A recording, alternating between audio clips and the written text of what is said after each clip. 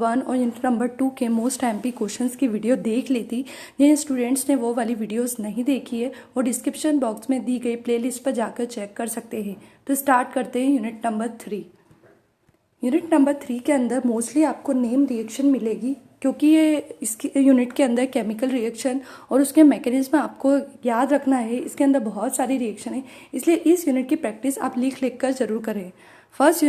इस यूनिट का पहला क्वेश्चन है, right 3 method of preparation and 3 properties of aldehyde and ketone. यहाँ पर आपको एल्डिहाइड और कीटोन की 3 मेथड ऑफ प्रिपरेशन और 3 प्रॉपर्टीज यानी 3 केमिकल रिएक्शन तैयार करना है। यानी ये क्वेश्चन ऐसे भी आ सकता है, right 2 method of preparation of acetone, what happen when acetone is reduced or oxidized and react with PCl5।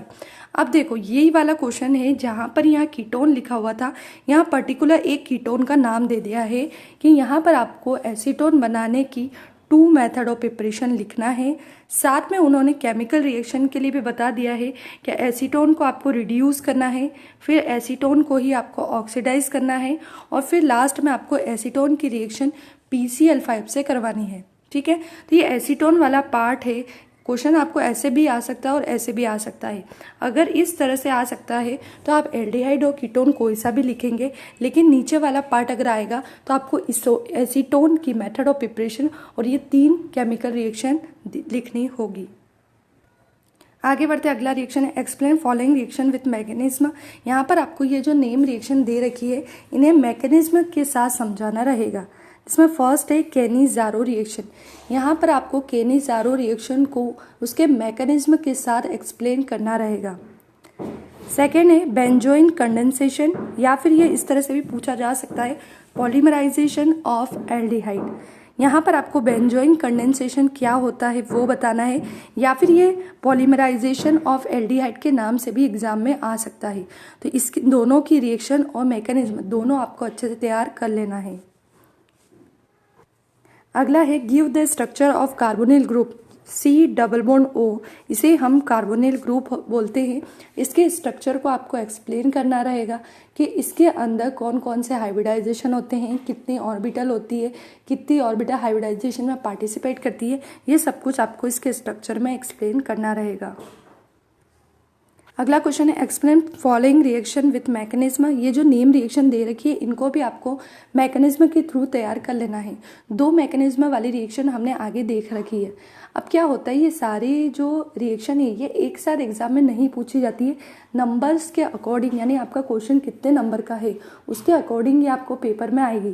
जैसे 5 नंबर का क्वेश्चन है तो वो आपसे 2 या 3 केमिकल रिएक्शन विथ मैकेनिज्म पूछ सकते हैं। 3 नंबर का क्वेश्चन है तो वो केवल एक रिएक्शन और उसका मैकेनिज्म पूछेंगे। तो सारी नेम रिएक्शन इंपॉर्टेंट है। फर्स्ट है aldol condensation with mechanism, second Knoevenagel chemical reaction with mechanism, Wittig reaction with mechanism और पर्किंग रिएक्शन विथ मैकेनिज्म। इन चारों नेम रिएक्शन को आपको विथ मैकेनिज्म तैयार कर लेना है। आगे वाली भी आपको दोनों तैयार कर लेना है। आगे है explain following reaction with mechanism. आपको इन दोनों रिएक्शन को बताना है। इसके अंदर आपको मैकेनिज्म नहीं लिखना है, केवल आपको रिएक्शन लिखना है, जिसमें फर्स्ट रहेगी आपकी रोजेनमुंड रिएक्शन और दूसरी रहेगी आपकी स्टीफेंस रिएक्शन। इनमें केवल आपको रिएक्शन ही तैयार करना रहेगी। अगला क्वेश्चन है explain polymerisation in carbonyl group, determine the order of reactivity for addition reaction in HCHO, CH3CHO, CH3CO, CH3 on the basis of polarisation in carbonyl group. देखो इस क्वेश्चन में हमें बताना है कि कार्बोनाइल ग्रुप का पोलराइजेशन क्या होता है। ये जो CO ग्रुप होता है इसका पोलराइजेशन क्या होता है, उसके बाद उन्होंने बोला है कि ये जो CO ग्रुप है ये HCHO में भी आता है, CH3CHO में भी आता है और CH3CO CH3 में भी यही CO ग्रुप आता है।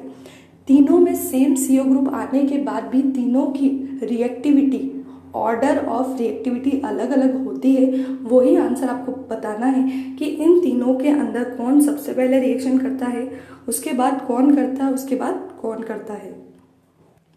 आगे एक्सप्लेन मैनिश रिएक्शन विथ मैकेनिज्म। यहाँ पर आपको मोनिश रिएक्शन मैकेनिज्म के साथ तैयार कर लेना है। उसके बाद है right short note on Clemmensen reduction giving example. यहाँ पर आपको क्लेमेंसन रिडक्शन तैयार कर लेना है और साथ में उस रिएक्शन के एग्जाम्पल भी आपको देने हैं। और सबसे लास्ट है डिस्क्राइब वुल्फ किर्शनर रिडक्शन। ये भी एक टॉपिक है जिसमें आपको रिएक्शन मिलेगी, तो ये भी आपको तैयार कर लेना, वुल्फ किर्शनर रिडक्शन। तो इस यूनिट में हमने मोस्टली सारी नेम रिएक्शन देखी, सभी इंपॉर्टेंट है, इसलिए आपको सभी को तैयार करना है क्योंकि एग्जाम में कोई सी भी आ सकती है। तो आई होप आपको यूनिट नंबर 3 के एमपी क्वेश्चंस क्लियर हो गए होंगे। अगर आपको वीडियो पसंद आया तो लाइक करें, सब्सक्राइब करें, शेयर करना ना भूलें, ताकि आने वाली यूनिट नंबर 4 के एमपी क्वेश्चंस की वीडियो आपको समय पर मिल सके। Thank you.